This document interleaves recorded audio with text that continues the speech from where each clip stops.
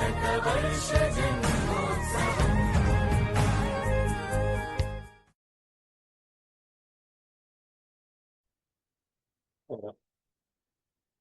ചോദ്യം എന്താണെങ്കിൽ ഓരോ വർഷവും 4%, 6%, 7% സാധാരണ പലിശ നിരക്കിൽ 500 രൂപയ്ക്ക് 3 വർഷത്തെ സാധാരണ പലിശ.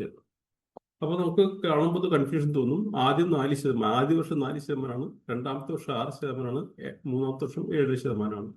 500 രൂപയാണ് 3 വർഷത്തേക്ക്. 3 വർഷത്തിൽ ആദ്യത്തെ വർഷം 4%, രണ്ടാമത്തെ 6%, മൂന്നാമത്തെ 7%. അപ്പൊ നമ്മൾ ജസ്റ്റ് എത്ര മറിഞ്ഞ് ഈ 4 + 6 + 7 17%.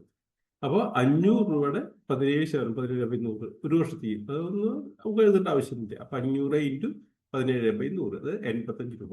അതായത് ഈ 500 രൂപ 4% പലിശയ്ക്കും 6% പലിശയ്ക്കും 7% പലിശയ്ക്കും ഓരോ വർഷം കൊടുക്കുകയാണെങ്കിൽ ഈ 3 വർഷം കൊണ്ട് നമുക്ക് 85 രൂപയാണ് കിട്ടുന്നത്.